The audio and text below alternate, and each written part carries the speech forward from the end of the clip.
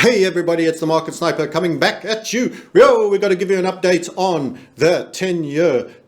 Yes, what's going on there? We're going to be looking at the chart on the 10-year. What does it mean? Why should people care? What's going on? And what it means for the dollar. And it could actually mean some strength back in the dollar. But what does it mean? Why, gold's having a little bit off, silver a little bit off. What's going on? What's going on? What's going on in the markets? Everybody wants to know. Everyone wants to understand. Oil, we'll talk about oil. We'll mention the oil back down as we warned in our that the rally should be sold. Let's go and do that. But before we do that, I'm going to share an interesting thread. It's by Porter Stansbury. It does go a little bit fraught near the end, I have to say. So it's not of over push, but the data and the facts that are shared in the first part of the thread is really pretty powerful. And it exemplifies, and I want to thank him for that, by the way, it exemplifies the aspect that we continue to hammer home on, and that is a debt-based collapse, and that this election, no matter how you vote, will not change anything of any great consequence.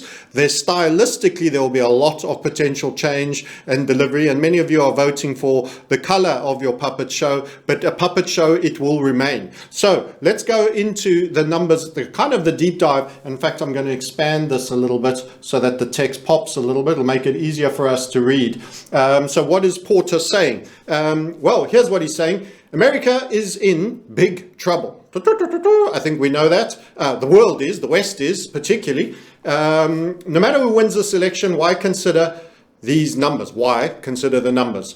Direct transfer payments made by the feds equals 3.8 trillion. That's 48% of all Fed spending. So there's a lot of things that before you even start to discuss what you're spending are already baked in. And these are large. That's 48% of all spending. These payments go to 67 million Americans. So what he's highlighting here will typically be welfare-based programs. In other words, social checks, stamp vouchers, whatever, for food vouchers as they call them, etc., etc. However, only about 70 Americans pay any meaningful amount of income tax. So there's a very progressive tax system in America. So if you're on about 25 grand a year, you're not going to be paying a particularly large amount out of that in tax. If you're paying 2-3 grand, I wouldn't like to guess. I don't really know, but it's going to be in the regions of that. Maybe 4 grand would be a lot, assuming you don't know how to have any deductibles, or you're on pay as you earn. It's taken at source. So, okay, those paying taxes are paying 2.3 trillion. Okay, but hold on a minute. There's 3.8 trillion in outgoings. So there's a 1.5 trillion shortfall. And that, he says, is not the real problem. America is already 35 trillion. I'd like to say it's 36 trillion, by the way. You added 345 billion in 6 days recently and took you to 35.7. So, I mean, you're a flick of a switch away from 36 trillion. Interesting numbers, those. 369, the goose drank wine, the monkey chewed tobacco on the street corner. Anyway, I'm getting carried away. These debts are already so large, there's no legitimate market-based way to finance this astronomical growth in transfer payments. This is what we've been saying. Don't forget, those interest rate payments are already larger than your entire military industrial complex spend, which as an expenditure is 10 times the next 10 nations. So it's a pretty lumpy thing to start off with. It includes the Pentagon slush fund, the kind that, and all the money they lose. You remember Rumsfeld on September the 10th, 2001, the day before a major event, fessing up to 3 trillion falling out the back pocket and going down the couch. All the skunk works that end up in planes causing hurricanes all over the place. Yep, that sort of stuff. Anyway, let's not get too distracted by the reset topics. I'm not talking about a crisis in 2040. I'm talking about a crisis in 2026. So he's doing very much what we do a little bit. Listen, guys, it's here and now. It's here and now. And still, that's not the biggest problem. So he builds. The biggest problem is that as dependency grows and the baby boomers age, so there's a demographic pig in the python, of course, story that's coming out here. There's fewer and fewer workers to support the system. Today, there are 134 million full-time workers in the US. Now, that sounds like a lot, but it's only about 40% of Americans. In actual fact, most are not working. The housewives, school kids, or just underemployed. So let's go back. We lost our number there. Twitter getting too clever. 25 million people, of that 40%, actually work in the government. And if you follow us, and if you checked in on the Zero Hedge article recently, on the amazing payrolls number that CNBC have just been so excited about, and all the people, the economy is strong. Whoa, did you see those numbers? Marines. No. It was largely statist hires. So there was a lot of government's hiring in those stats that blew the doors off and put the lie to the weakness in the economy.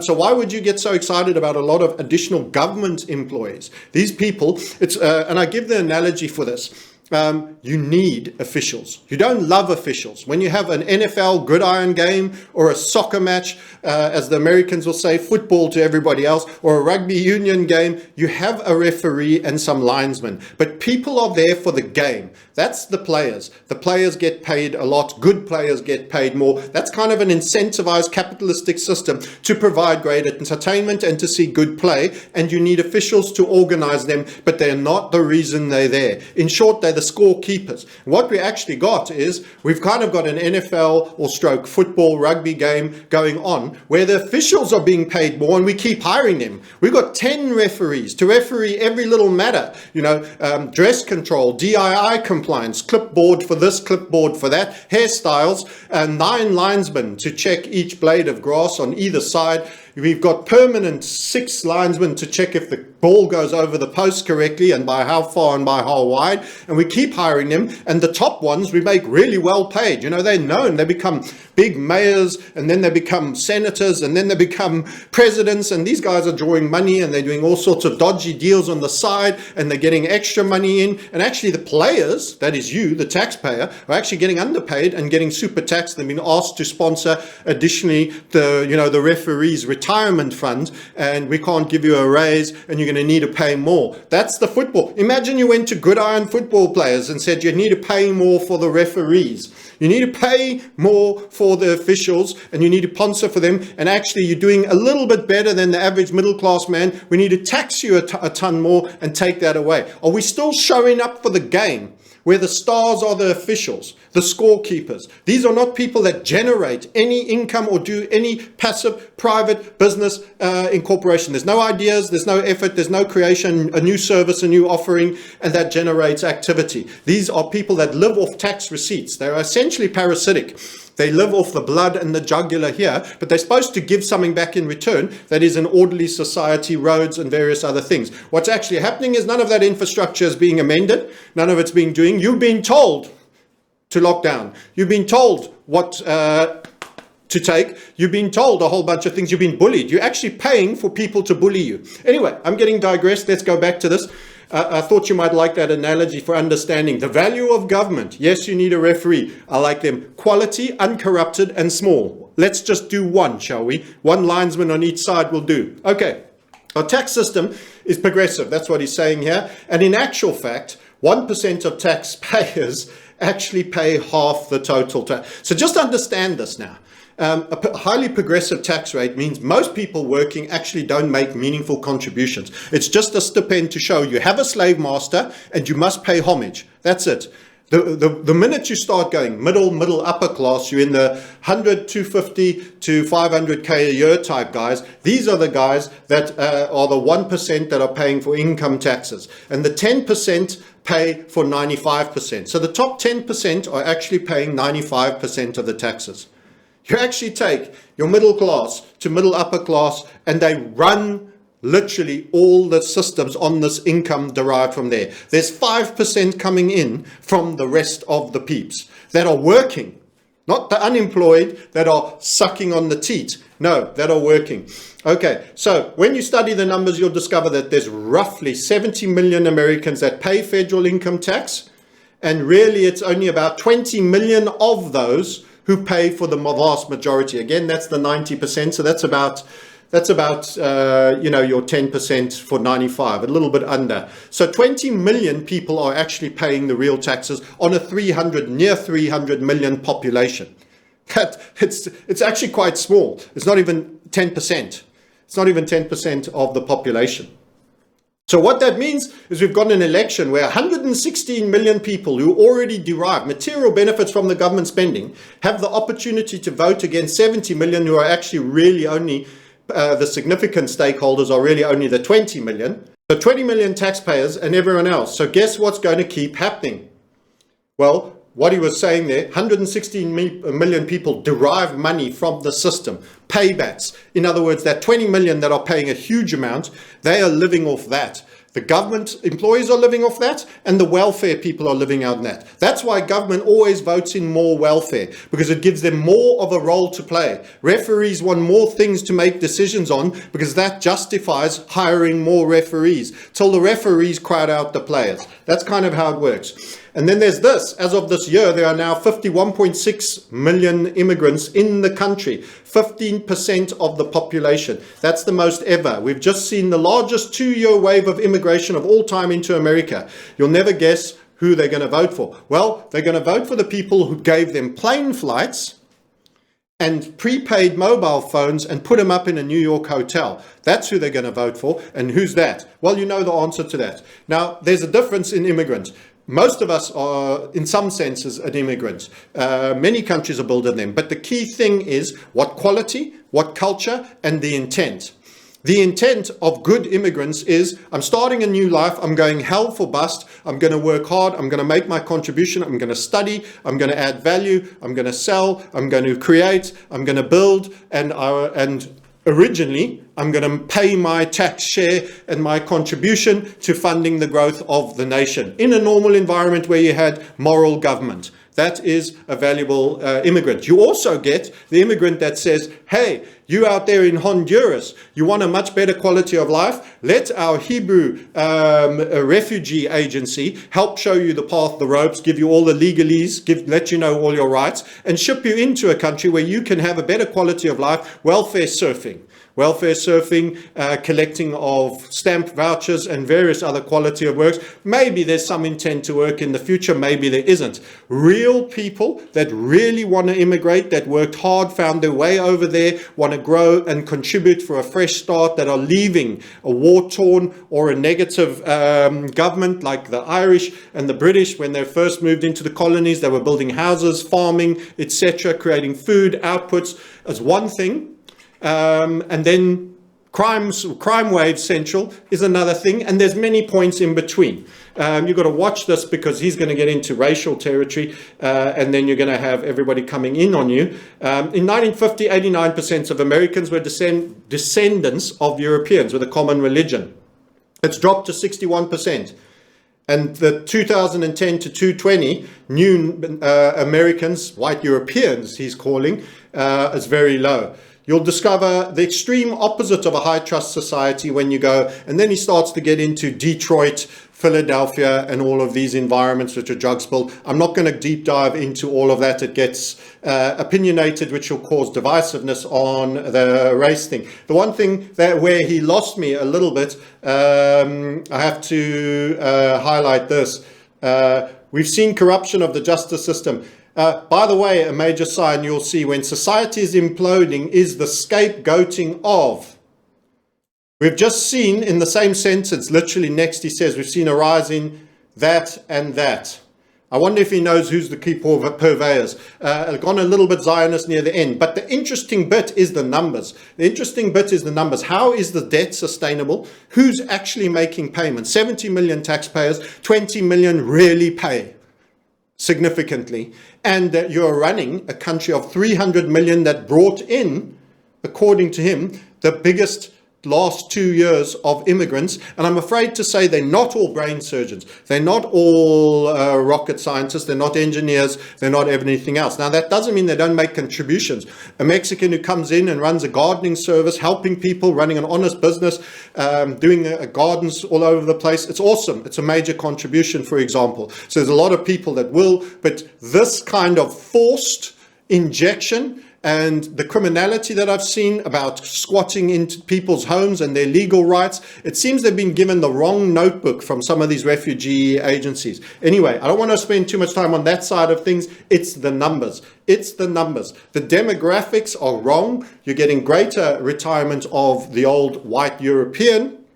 They aren't having the children on the lower generations in the demographics. They're doing replacement, and the replacement quality is not generally there yet in terms of education, given from whence they come. And we can't hold that against them. But what is the intent? What is the intent? Is it criminality? Is it social welfare surfing? Or is it to build an amazing new life in a country that gives opportunity? That you can decide. And what will the mix be of those various things? So with that understood, I want you to bear in mind the numbers in terms of debt. And that goes right to the top. 3.8 trillion.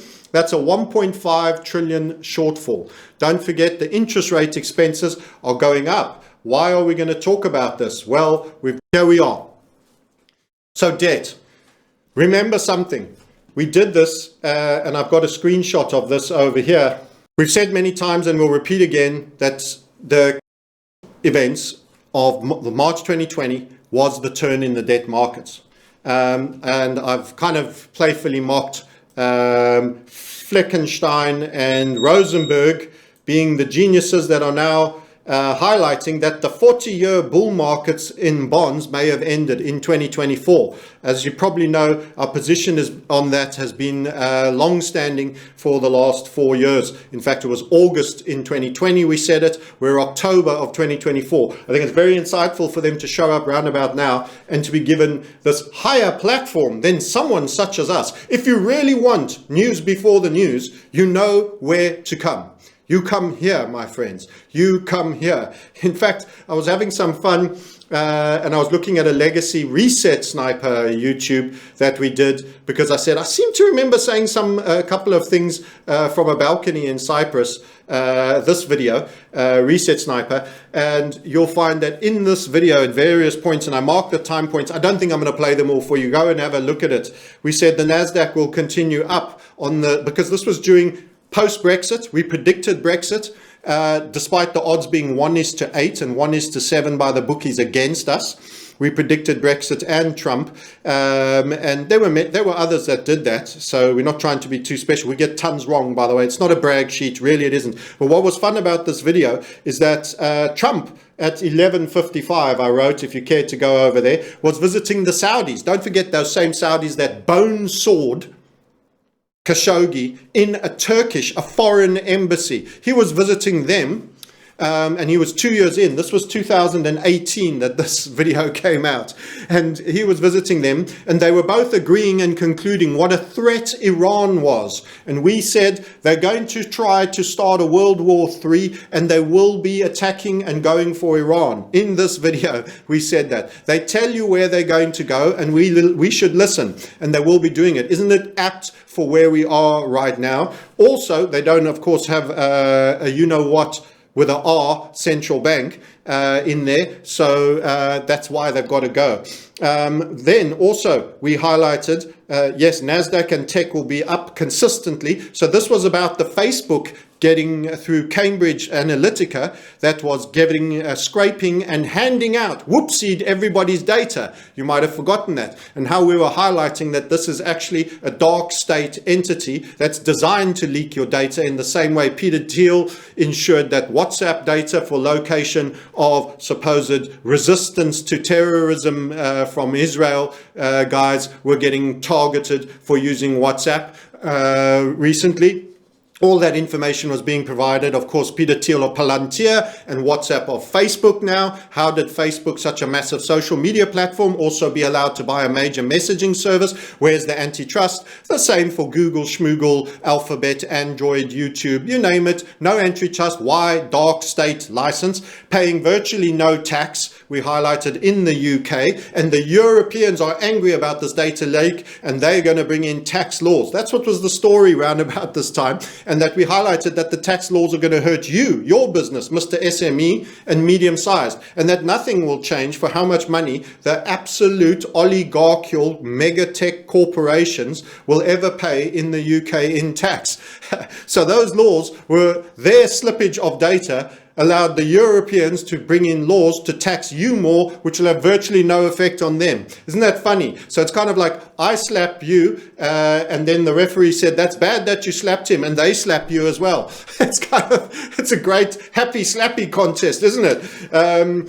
So, you lose either way. What else did we say? We said the reset, a major reset event before 2020, based on Britain being a castrated member till 2020, even though they voted in 2016 for Brexit. This was 2018. They were still faffing around. There was a useless Theresa May government, followed by an inept Boris Johnson one that eventually got some kind of a deal closed, and they were going to remain a non-voting member. That means no power, castrated, till 31st December 2020. In that reset video, we also said there will be a major reset event before that, because they've essentially set a timeline, and all of European banking and all of the debts, the second biggest contributor was going to be going, we need a release valve for the European banks that are bust. And I was talking a lot about Deutsche Bank, Credit Suisse and UBI, how they had bought all the trash created by the American banking system during subprime, when they were giving ninja loans that had basically no underwriting. You might remember these events. It's fun to revisit, because what then happened? In the year of 2020, it actually started in 2019. We gave an oil short call gold long. During that period, we said oil to below single digits. We stood on stadiums, grand NFL, 150,000 people. No, on stages, I meant at Acapulco during Jeff's event, and we said single digit oil. And by the way, you need to go long oil. It'll dip with the drama, but it will rally back up and make new highs. Those things happened on the macro oil side, which brings me to why we bearish oil again today. But this entire event happened, and key point that went unhidden is that the biggest bank bailouts that ever occurred during the events of CV19. The Federal Reserve gave loans of up to 4 trillion to individual bulk primary genus, which bankers, and many of them were European, which included Credit Suisse, it included UBS, it included Deutsche Bank, it included JP Morgan, it included Barclays, which is of course also not an American bank, it included Bank of America and many American banks. Between 24 trillion was distributed, never spoken about to you, to keep loans to these banks, to keep them afloat, while they gave you 7 trillion, and most of it went to quangos, only some of it went to citizens to keep you in a stipend. And guess what? That splurge actually closer to 30 trillion. That's why I laugh when the guys go, and the next one they're going to do 20 trillion. No, mate, they did 30 trillion. When you add the 7 and the 24, you're just about 30. The next one's going to be a lot more, but you might not hear again about all the laundering that they'll do, and the bit that comes to you will be a lot smaller than the big old entities. So that captured that moment, that refied the banking system, which was the major concern, particularly in the European system, since the Greek crisis that we predicted on a Euro-Swiss franc short call in 2009. Before the phrase the Greek crisis arrived, it only became prevalent in 2010. So a little bit of a redux of history. By the way, we get tons wrong. This is just interesting to revisit, and it's not a brag sheet. So the point of the matter is we're in a debt-based crisis, guys. It's a debt-based crisis, and this is your 10-year, and this is what we think happens with it. So I annotated it and made it a bit bigger. Let's do it a bit bigger here. You can all see. Here's what I think happens. You are sitting here. It was a red candle when I did it. It's now turned green already. This is on a 3-day chart. I wanted to highlight to you, and let's go back actually, that we are in a reversal. Going to the bigger time frames, we have been in a reversal on yields since the low. There it is. That's the low. That was peak bond valuations. For those that want to understand what the bond valuations were, you had a peak bull market going up all this time. That's basically the inversion of the yield. This is all a bull market since Faulkner high rates. This is a blow off of valuation. Think the .com. It often ends that way. Peak fear, everybody shut down, the whole world's going to die of a disease, you name it. You can't pull a more bigger stunt than they pulled. Okay, mega pump spike, down you go. This is the slap in the face, complete reversal, takeout of the low. This was a capitulation. Escalator on the way up, elevator on the way down. We say it so many times, it's a cliche. And by the way, you look at that, and that is a rising wedge looking for a sell-off at some point. That was a flag continuation down that you got. So you've had all the way continuation structures for us since this event. We call that the first inverted trend, inverted HVF in a new trend, and that's how we got in so early during 2020, and we shorted TLT. So the point is, none of that has changed. The interest rates on this, going back to it, reverting the scale, and I will go back to the snapshot, these are all continuation patterns. Yes, you go up in an extended manner for a while, and then you go sideways for a while. And this is kind of a catchment area. But let me tell you, that is a flag bullish break there. This is a falling wedge, and at some point we expect the flag side capping descending grind line. That is a aspect, a structural component of a falling wedge. It's the top line that is descending, will break, and I take you back to the video. And the next move is continuation, debt devaluation. It can't be paid. The rates have to go up to reflect the reflation down of the debt. Remember the seesaw, the Substack article, go and look at it. It's still there. If you don't understand that, we've even got an audio boom explaining bonds. The rates up, the dollar up, the treasury's down. So what's actually happening? You are getting a bit of dollar up action now because the rates have turned. So let's pivot you to the Dixie and explain it. We've still got the oil to come back to. You see the dollar getting bid, the rates are going higher. The rates are going higher, that means the dollar gets bid. So the dollar gets bid a little bit, but the debt is collapsing. The debt is collapsing more than the dollar is getting bid. So that is how they reflate. They take turns, they keep you confused, but both are going lower until you can barely see them. They're almost near zero. But during an extended period, in a blow-off manner, so I showed you the up box and the sideways box on the rate, the next zoom up in the box will be accompanied with dollar strength. And it can be a surge of dollar strength, but the loss in the debt value will be even more because the percentage will be escalating. So there is a gearing in this mechanism, and at the same time they're having to refinance a massive rollover that Yellen has been shortening the duration on because the bond market wouldn't buy and come and bid for the long term. Because to get your actual capital back 30 years from now during an extremely high inflation period is nothing money.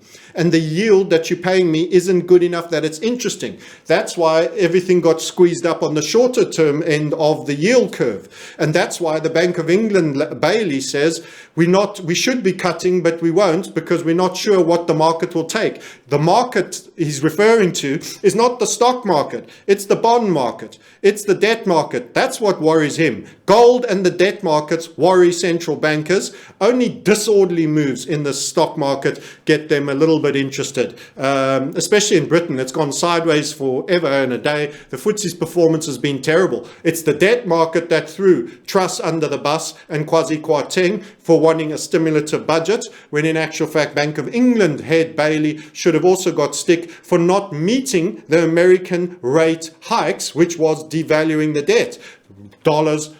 Pounds ran out of British debt. They got an appreciating dollar faster and a higher rate of return. There are bond portfolios that can invest anywhere, and there's too much new debt coming into the system, and pension funds realize it. And they ceased to play the stabilizer role they were supposed to play in the 60-40 portfolio once they lost that huge amount. The key thing about bonds is they were meant to be boring and hold their capital value, and they've had 40 years of inching up in value, which is just fine because the equities can chase the big bucks, but they have higher beta to the downside. A bad year in equities, money got scared, it went into bonds. It was like there were only two choices. It was binary. You went into bonds. So bonds had a good year when your equities had a bad year, but bonds were never allowed. It was never part of the deal because they were never that good to lose that amount. So there's stabilizer component to a portfolio and the inherent diversification with a slightly negative correlation, bad equity year, good bond year, started to go. We suddenly got bad equity years, terrible bond years. Okay, what did that tell you? It tells you that the market sniper's call of 2020 was the turn in the debt markets, and that the only direction long-term for the debt markets is broadly down in value with very occasional rallies. What does that mean? Ever higher interest rates with pullbacks, taking you back to the technical. Does the technical validate the market sniper's theory? What does he say? He says the bond market is in decline and that you should have upside continuation in rates. This is the rates for the most common technical instrument, the US 10-year.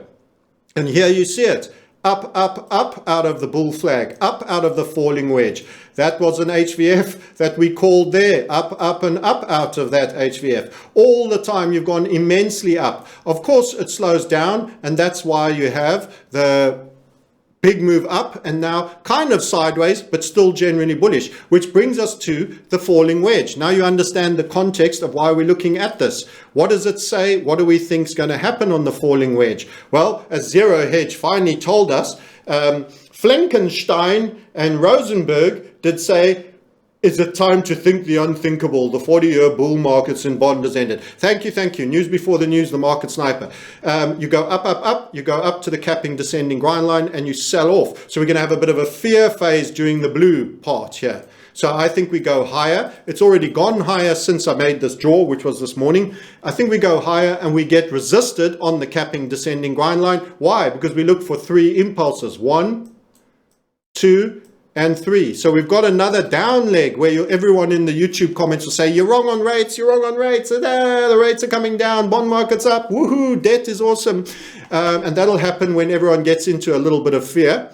How far down, we don't know, but if we are to meet the lower, the basing descending grind line that runs along there, you could come down all the way to here, which will be around 3.4, 3.3. So that could be a fear, that could be a vent, that could be banks wobbling, that could be this, you know all the things. A little bit of fear, we go back down. We go back down again on the T-bill for expected rates, a little bit of nervousness. Maybe there is a cut, a second cut that comes for 25 basis points and a kind of dovish statement, who knows. But then we start to feel the stagnation of growth, but the signs of inflation coming back in.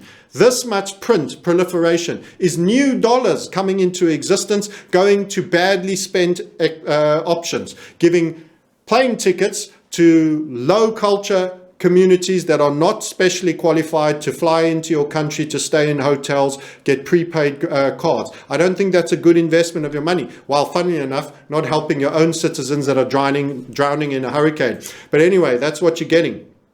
Global communism, they're trying to instigate you, they're trying to make you angry, they're trying to create a civil war that can help them bring in martial law, don't forget. So don't react. You don't want to react in rage unless you're shooting politicians. No, I never said that. Never do that. Never break the law. But, don't react in like beating up immigrants. It's not what's required. It's the policy of your government. Your government is the enemy. They must be the ones that should feel the attack vector. So up, up, up, up you go. Stagnating growth, signs of inflation. Then eventually we feel you will break this pink line, transgender pink, to keep us with the times, capping descending grind line, a substructure of a falling wedge. It's one of 3 lines we have. Of course, we have the splitter as well. This down leg could maybe bounce on the halfway mark and come a bit early, and you could fail to make a new low. That sometimes happens. It's an option that occasionally we observe. It doesn't mean it will happen. Neither does this happen. And if we're wrong, this goes into a spill to the downside, the falling wedge pattern will fail. Can be, but there isn't that appetite for the debts market at this moment. No sir, I don't see it. So I don't expect to be wrong, but it could happen. That would be, okay, it's not a falling wedge, we've slipped to the downside, it's type 3, and that will probably point to a chronic, if that were to happen, a chronic demand destroying event. I think you can have a fairly big demand destroying event in slipping down there, because there's just no love for the debt markets anymore. Where's the money going into? Of course, it's going into gold. So what else did we say? We mentioned oil. We need to update you on that. And oil, we are short oil at the moment, and it was going up when we revisited that. So here we're back with the big picture on oil. It's our macro inverted HVF. We've drawn it for you before. We said first interims are met, pullback, big shooting star up to our axis, big wick, and now down. So we continue to hold the short. We told you it was a short even when this was a green candle for the week. You can see how much can change in a day. This was all green right up to here when we streamed 2 days ago. And we said we're still sticking to the short. It's a good quality pattern and we're standing on our call. So now we have come right back down on this and we're wondering, look, we're wrong at this point. The high over here, we're wrong and we accept it. It's around $84. $84.49. But for now, we think that this is about to go further down in due course, and we'll start to meet our second interims and potential targets. That will be in the low 50s, and I suspect there could be a run to the 40s. And in actual fact, if our head and shoulder call comes, you could in fact be looking at the 30s. So this is not a single digit call, but it's a bearish call. And one of the things we've also done is we pointed out that US oil divided by gold is not that dissimilar from when we last time called a head and shoulder on the cross pair, which was the trade that I just referenced to you earlier when we were looking at the older Reset Sniper video on YouTube. So this is a head and shoulder. Last time you got a head and shoulder was not that long ago, and this was the draw we'd done, and we said this makes us think that you should be long gold, very short oil. And that triggering event sure turned out to be the wick of all wicks. It ran all the way down, all the way down, all the way down, and then reflated. We highlight to you that again, you are in this phase. Slightly higher neckline now, I would argue. And you actually already had what we call a monarch, which is the baby and the very first nestled head and shoulder in there. And you can see it called for a target down there. That has already performed. Down, down, down, bang. Then you get your rally after making a target. We say that's why targets are good, because afterwards the market performs against you for a while. Churn up, down, and rally for a right shoulder, very flat and low blouse. A blouse? Sorry, no blouses today, but maybe tomorrow. A bounce on the neckline, a break, and a return move. Absolutely classic. We talked to you about this technically. Break and return move, spill your guts. Rally, but now shooting star, down, down, down. Now if I add, this has got a slightly low value in it. If I just add a times by 1,000, so we get numbers that are a little bit more sane, and reframe that, you'll see the values we're not getting those 0.01s and 0.02s. Now I can redraw the whole pattern 1,000 points higher up, but you could see that this is probably going to be somewhere around down here, which is your oil price. We've got to remember we multiplied by 1,000. So the number, what we're actually saying is how many barrels of oil to buy a gold ounce. Or what does 1 barrel of oil get you in gold ounces? And it's a very, very small number, and it's going to get less. It's going to get quite a bit less. As I say, I can redraw this for you and do the targets, but it's going to bring you down around here. And you've got to remember that number. It's not 14.67 ounces. It's 14.67 thousandths, because I've multiplied by 1,000, so that we can see a little bit more detail on the scaling. So it's going to be very, very low. And that means gold dominance, oil weakness. Now, again, it's a delta, which means you're commodity neutral.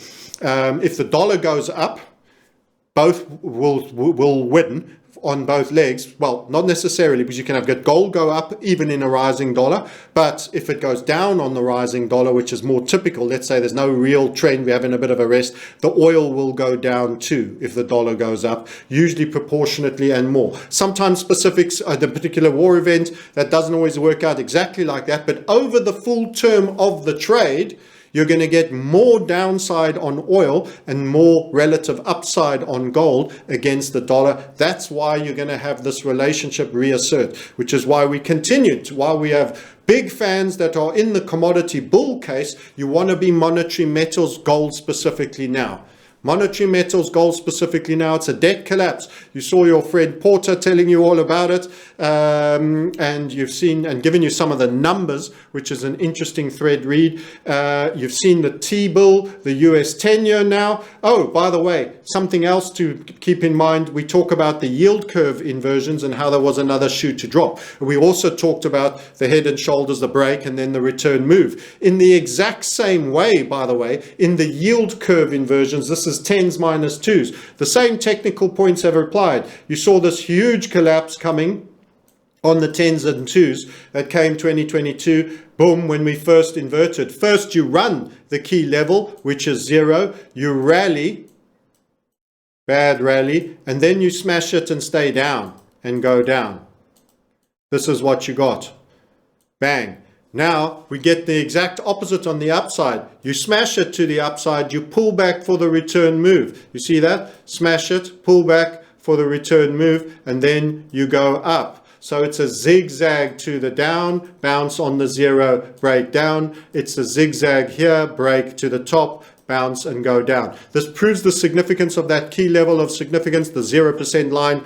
And you've come back here and we continue to see the yield curve reversion back positive continuing, which means the key event, which is in the red boxes here, we've shown this chart many times, we can put it on the monthly again, is when you get your drama. That's March 2020, when you got your full-blown drama, and that's what happened. That was your inversion with reversion, very short. This is a far more significant and lengthy for the modern era. There were lower events before, but if I just go back from the 80s, there has been nothing that went as deep for as long. And that is part and parcel of Yellen's clumping up all the debt on the short term, which also means that debt needing to be rolled will need to be rolled sooner. The average duration of your mortgage, it's kind of like you keep extending your credit card, but you initially put it on 5 months, 5 years payment scheme. Then they wouldn't give you 5 years, only 3. So you rolled the whole balance, borrowed some more, put it on 3 years, and then you needed more credit cards and they won't give you 3 anymore. You put it on 1 and you take all the huge balance and you put it on there and your new expenditure on that balance. And now they're saying, well, this is a heck of a lot of debt given your income. We won't extend your credit more than 6 months. So you take all that huge balance, you're rolling it onto this new credit card with only 6 months, and your new spending is going on, ever expanding bigger limit. That's what's happened. So the duration is coming down. More of that debt's going to need to be rolled more regularly at this very same moment that you are escalating. She added 345 billion. That's Granny Yoda Yellen as part and parcel of destroying your nation's finances, as part and parcel of having no money to help hurricane victims, but lots of money for the immigration agenda brought to you by the special chosen one refugee agencies. That's something you should always bear in mind. So there's the return move and you're already rallying back up. This is, you are here. Let's just be really pinpoint specific. You are here. In terms of this event here, you are the equivalent of here.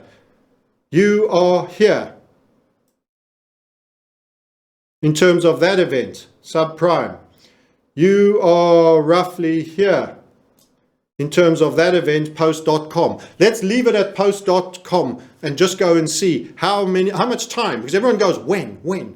Like a time frame. Well, I'd love to be able to tell you, get my diary out and say, well, this year it'll be October the 27th at 9:30 p.m. Remember, this isn't a single event. Resets started happening a long time ago. The call we made on that YouTube and reset, that's the hugest thing of reset, the debt market turning. That is the underpinnings of your finance. Money is borrowed into existence. The fact that no one will want to hold debt anymore means no new borrowings are going to be welcome assets to be had. They have to devalue. There's too much of them. Your entire foundation of a debt fiat system has crumbled.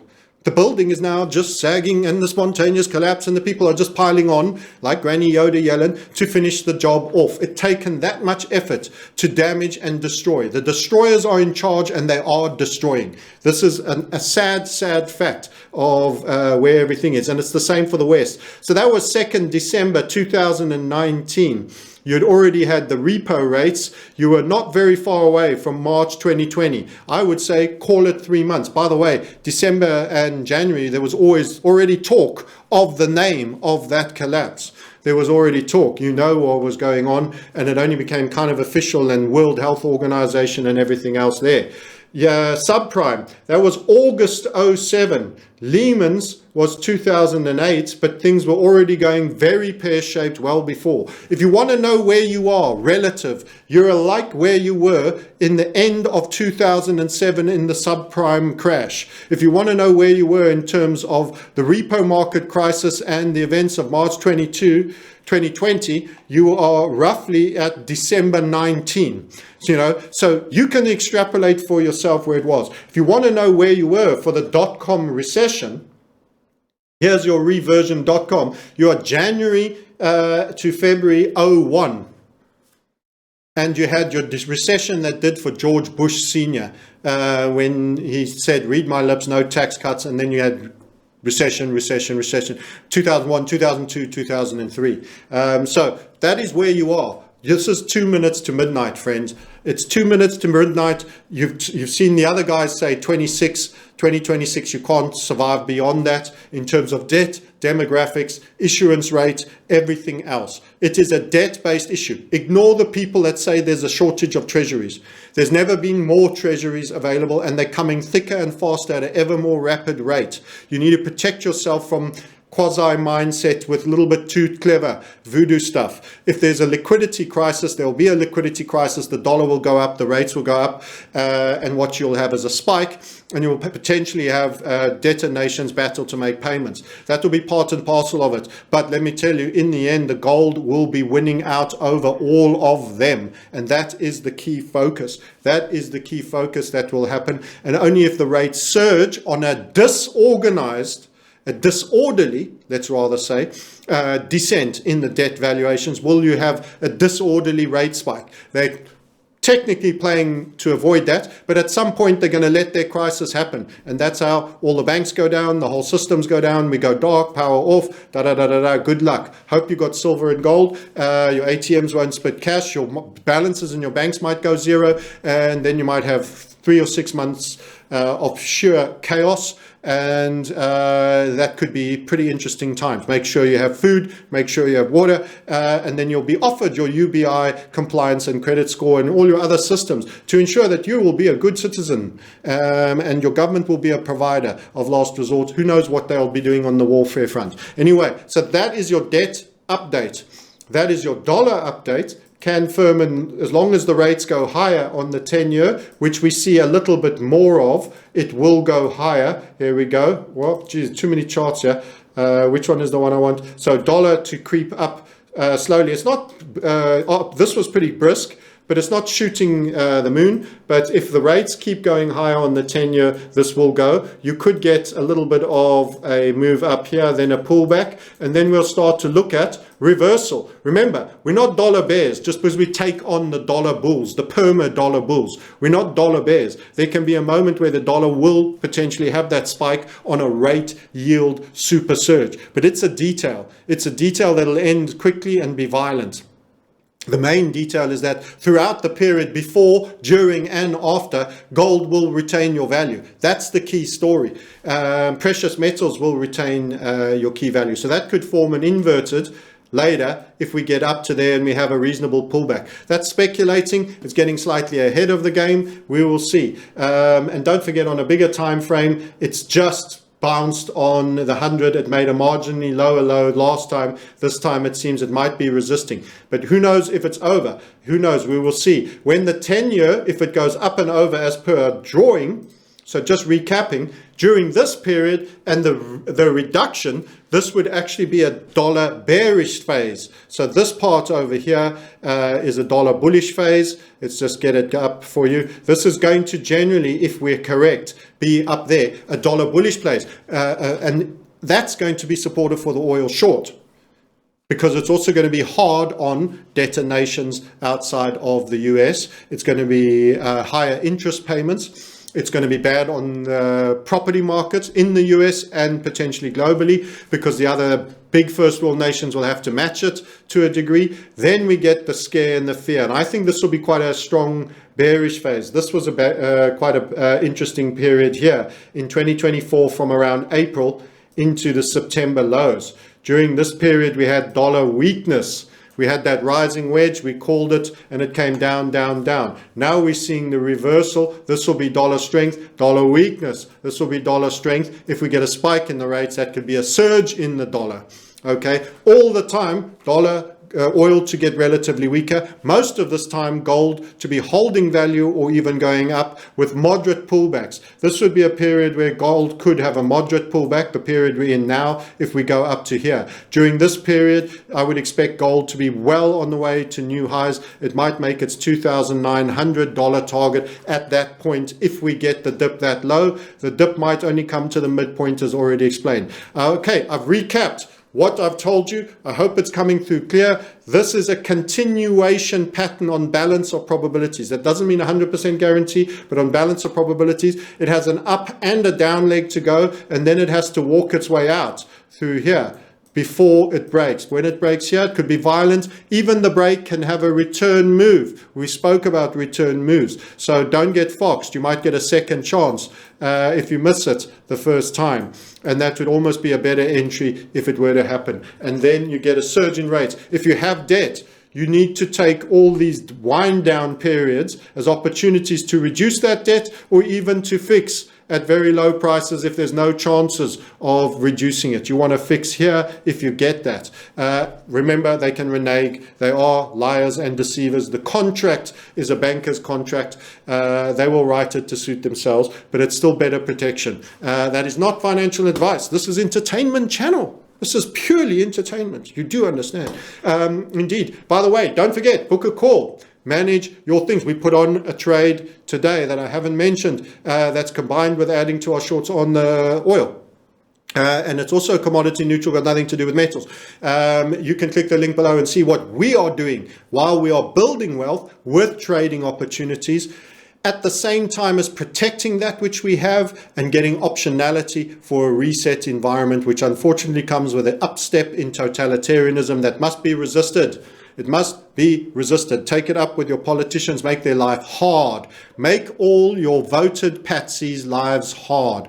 Go ahead. It's pitchfork season, my friends, and start considering also what your backup plan would be in the basis case of your American nation being attacked, your British nation being attacked by the very own government that is meant to be your protector and does everything in the name of your safety while removing your privileges and freedom of speech. Okay, with that, I love you and leave you. Catch you later. Thanks for watching. Likes and shares are appreciated. Bye for now. Tired of profit wipeouts and blown accounts from following trade signal groups and other YouTube channels? Looking for a better way to trade, reduce your stress, and minimize your risk? Become a skilled technical analyst and see the charts and markets in a new light using the successfully proven HVF method by Francis Hunt, while being surrounded and supported by a principled, structured, and experienced community. Enjoy a constructive learning environment while practically trading markets, supported by a bespoke platform run through browser and app, specifically designed to teach and engage you whilst learning and growing as the markets move. This is not a Telegram or Slack signal group.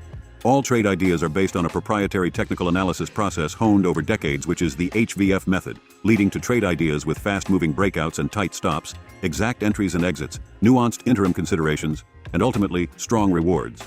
Submissions are graded and scored by Francis for potential high-quality setups, and we provide bespoke tools to help get the job done properly and with precision.